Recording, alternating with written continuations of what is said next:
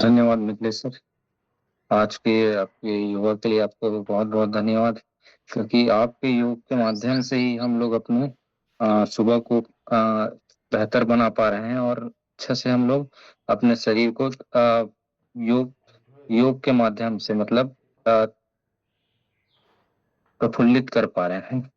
तो उसके लिए आपको कोटि कोटि धन्यवाद। तो आज मेरा टॉपिक ये रहेगा कि अभी हम लोग जैसे देख रहे हैं, एक हफ्ते से लगभग बारिश जैसा माहौल हो चुका है। मतलब पूरा मानसून आ चुका है, मान के चलिए हमारे तरफ, है ना। तो जैसे ही हम लोग देखते हैं कि मतलब हमारे यहाँ जब मानसून का आगमन होता है, तो मानसून के साथ साथ कई सारी बीमारियों का भी आगमन होता है ना। इसका कारण क्या होता है कि मानसून में कई स्थानों पे जैसे गड्ढों में या हमारे आसपास में कुछ रखा होता है, जैसे कि ये लोग टायर रखे हैं, कुछ भी रखे हैं या छत पे कुछ रखे हैं, तो सारी चीजों में जल भराव हो जाता है ना। जल भराव होने के कारण हम लोग क्या करते हैं कि बैक्टीरिया बैक्टीरिया हो गया और मच्छर हो गया, ये मक्खी, ऐसे लोगों को हम लोग पनपने दे देते हैं, है ना। इसके अलावा मतलब हमारे वातावरण में नमी आ जाता है मानसून के कारण, है ना, तो बैक्टीरिया अधिक पनपते हैं। तो जो क्या करते हैं, हमारे जो खाने पीने की चीजों को क्या करते हैं, दूषित करते हैं, है ना।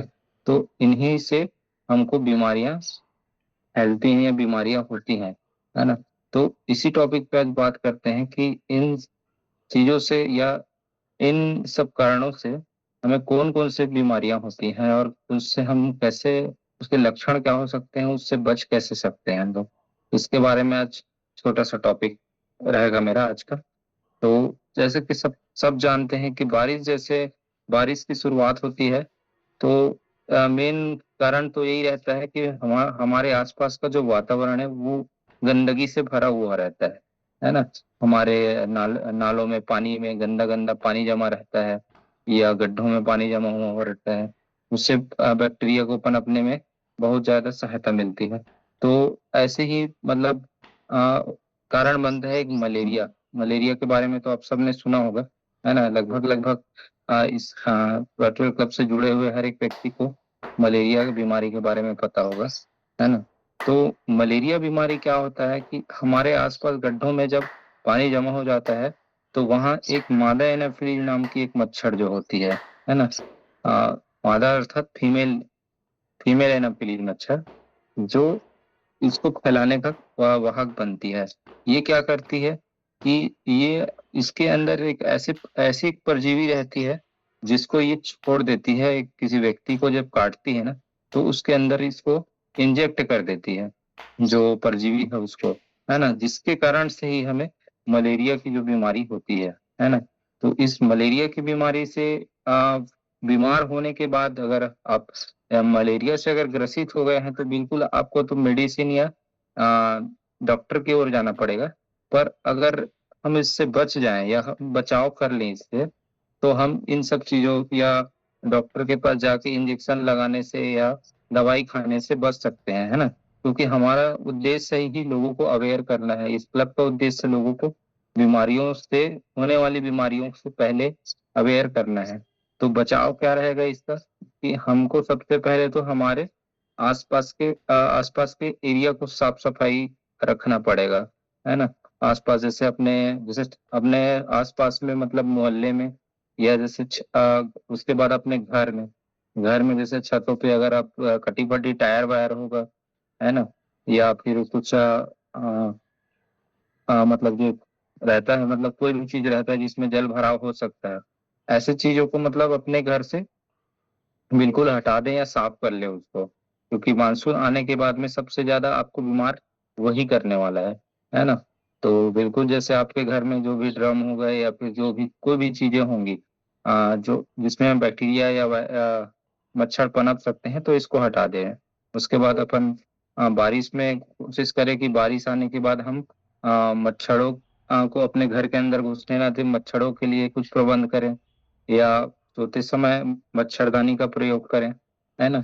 तो इन सब चीजों को हम लोग अ, उपयोग करके इस मलेरिया जैसी घातक बीमारियों से बच सकते हैं। क्योंकि मलेरिया बोलने के लिए तो एक नॉर्मल सी बीमारी है ना। लेकिन ये बहुत ज्यादा मात्रा में घातक होती है और जानलेवा भी हो सकती है। अगर इसका अच्छे से हम लोग जानकारी ना लेंगे या बचाव नहीं करेंगे तो ये बहुत घातक बीमारी है। मतलब मलेरिया कई लोगों की आज तक जान भी ले चुकी है ना। तो इसको हम लोग एकदम हल्के में नहीं ले सकते, है ना। जैसा और इसका लक्षण की बात करें तो अगर आपको ठंडी, बहुत ज्यादा ठंडी के साथ बुखार आ रहा है ना, लगातार 1 से 2 दिन तक लगातार बुखार आ रहा है, तो आप समझिए कि आप मलेरिया जैसी बीमारी से ग्रसित हो चुके हैं, है ना।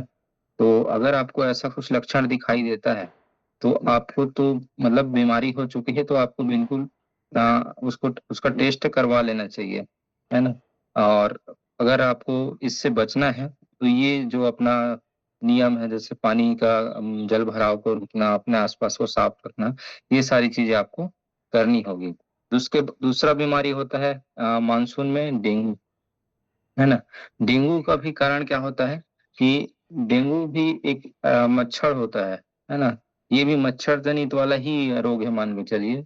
एडिज एडिज मच्छर बोलते हैं, है ना। एडिज नाम का एक मच्छर होता है। ये भी क्या करता है, इसके अंदर जो वायरस होता है, ठीक है, उस वायरस का नाम है DENV। ये वायरस को इंजेक्ट कर देता है ना। जब ये वायरस को इंजेक्ट कर देता है तो जो स्वस्थ व्यक्ति है वो डेंगू से संक्रमित हो जाता है। और डेंगू की खास बात यह है कि ये गंदे पानी में तो मतलब ये इसका जो मच्छर है वो गंदे पानी में तो पनपता ही है, साथ साथ साफ पानी में भी पनप सकता है ना। तो ये मच्छर बहुत ही और मतलब घातक होती है, क्योंकि अगर आपको आपको इसने मतलब DNV वायरस अगर इंजेक्ट कर दिया है ना, और आपको काटने के बाद में अगर वह फिर से एक स्वस्थ व्यक्ति को काटता है तो फिर वह उसको भी डेंगू से पीड़ित कर देता है। मतलब ये मतलब उसको फैलाने का काम करती है कौन, एडिज मच्छर, है ना। तो अगर आप ये इसके लिए आप बचाव कर सकते हैं कि जैसे अगर किसी डेंगू वाले क्षेत्र में आप घूम रहे हैं, सफर कर रहे हैं, है ना, आपको मालूम है कि इस क्षेत्र में डेंगू फैला हुआ है, तो आप अपने आप को मतलब सिक्योर रखना होगा, आपको मच्छर से बचाना होगा। क्या पता नहीं तो जो डेंगू का जो मच्छर है, एडिज मच्छर, वो किसी व्यक्ति को संक्रमित कर चुका है, उसके बाद में आपको काट लिया, तो आप भी डेंगू से संक्रमित हो सकते हैं, है ना। तो ये एडिज मच्छर का काम होता है, इसको एडिज इजिप्ट बोलते हैं, है ना। तो इससे बचाव यही है कि हमको सबसे पहले तो अपने आसपास का वातावरण को ठीक ठीक से रखना है। और जैसे हम लोग अगर किसी जैसे सुनते नहीं है कि हमारे छत्तीसगढ़ में ही कई बड़े बड़े शहर हैं जहाँ गंदगी बहुत ज्यादा होती है, तो वहाँ डेंगू फैला हुआ है, बहुत ज्यादा महामारी की तरफ फैला हुआ है। तो ऐसे क्षेत्रों में पहले तो सफर करने से बचें, या सफर कर भी रहे हैं तो आपको पर्याप्त आपके पास में सिक्योरिटी होना चाहिए, है ना, कि मच्छर ना काटे। अगर मच्छर काटेगा, अगर संक्रमित व्यक्ति को काटा हुआ मच्छर आपको काट लेगा तो आपको भी निश्चित डेंगू फैलने का चांस है ना। तो इसमें भी जैसे मच्छर बारिश वाली ही मतलब बचाव आपको करनी है, जैसे कि साफ सफाई के लिए ही ध्यान देना है। तीसरी बीमारी है डायरिया। डायरिया अधिकतर मानसून में क्यों होती है ना, क्योंकि हम लोग मानसून आने के बाद भी हम लोग जैसे हमारा खान पान रहता है वैसा ही हम लोग खान पान करते रहते हैं, है ना। जबकि मानसून आने के बाद हमको ना बिल्कुल अवेयर हो जाना चाहिए कि हमको ना बासी भोजन खाना चाहिए, ना फ्रिज में रखी हुई चीजें खानी चाहिए, है ना, या फिर खुले में रखी हुई चीजें नहीं खाने चाहिए ना। हम लोग क्या करते हैं, मार्केट में अगर हम लोग निकल रहे हैं, अगर मार्केट से कोई भी चीजें खा रहे हैं तो कहीं ना कहीं वो परजीवी संक्रमित हो चुका होता है ना। क्योंकि बारिश में क्या होता है कि नमी की वजह से अच्छे मतलब अ, जो ताजी चीजें हैं उसमें तो नहीं जमती, लेकिन ताजी चीजों में कुछ समय के बाद, ज्यादा से ज्यादा 30 30 मिनट 40 मिनट के बाद में उसमें वो संक्रमित हो जाता है, नमी की वजह से उसमें बैक्टीरिया पनपने लग जाता है ना। तो कोशिश करें कि जितना हो सके पहले तो बारिश में आप घर की चीजें खाएं, घर के साफ सुथरे माहौल में बनी हुई चीजों को खाएं, है ना।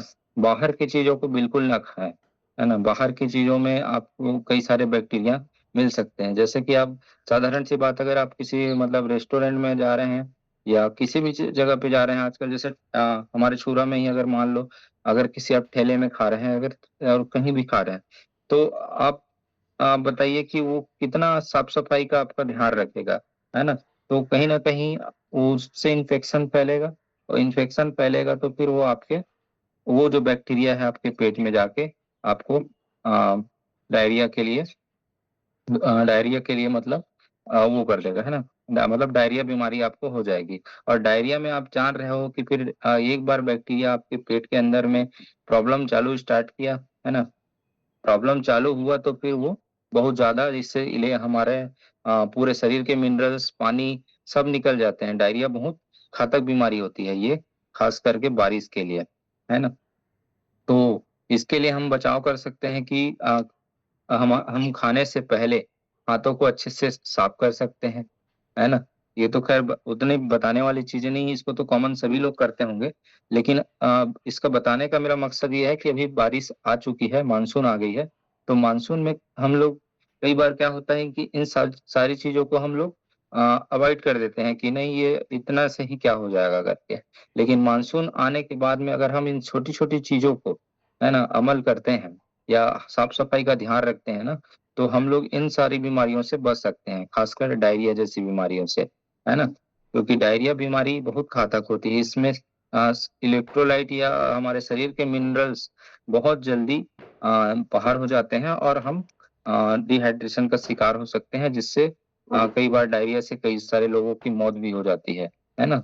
तो इसको कॉमन नॉर्मल लेने के बजाय हम साफ सफाई का ध्यान रखें, अपने खाने पीने के चीजों को ढक कर रखें, अच्छे हेल्दी चीजों को खाएं जो हमारे, खासकर हमारे घर में बनी हो, ऐसी चीजों को खाएंगे तो ज्यादा बेहतर होगा, है ना? फिर हम डायरिया जैसी बीमारियों से बच सकते हैं। उसके बाद चौथा बीमारी है, बरसात में जो ज्यादातर होती है, वो है हैजा, है ना? तो हैजा एक ऐसा बीमारी है जो ना विम्ब्रियो कोलेरा नाम का एक ठोक परजीवी होता है ना? विम्ब्रियो कोलेरा नाम का जो मतलब जो परजीवी है, वो क्या करता है, वो खाने को दूषित ही करता है ना? खाने को दूषित करने के खाने को या पीने की चीजों को जैसे वही बैक्टीरिया के वजह से हमारा जो खाना है वो दूषित हो जाता है, और वो हमारे खाने में मिल करके हमको हैजा जैसी बीमारियों से ग्रसित कर देता है ना? जिसमें आप देखे होंगे हैजा जिसको हैजा हो जाता है उसको पेट में बहुत जोरों की ऐंठन होना चालू हो जाता है, उल्टी दस्त होता है ना? सेम डायरिया जैसी स्थिति आ जाती है, और इसमें भी पूरा हमारे मिनरल्स बाहर हो जाते हैं, और इलेक्ट्रोलाइट भी पूरा अधिकतर लॉस हो जाता है, जिसकी वजह से एकदम आदमी सुस्त हो जाता है ना? सुस्त होने का कारण हमारे शरीर से सारे मिनरल्स, पानी बाहर निकल जाते हैं। तो ये हैजा भी कहीं ना कहीं बहुत घातक बीमारी बन जाती है, या जानलेवा बीमारी बन सकती है ना? तो हैजा से बचने के लिए भी हमको क्या करना है, अपने खान पान को दूषित नहीं करना है, या हमको हेल्दी चीजें खानी है। खासकर अपनी घर की बनी हुई चीजें को ही आप खाएं तो ज्यादा बेहतर होगा, है ना? उसके बाद में चिकनगुनिया नाम की एक बीमारी होती है, पांचवी बीमारी चिकनगुनिया, है ना?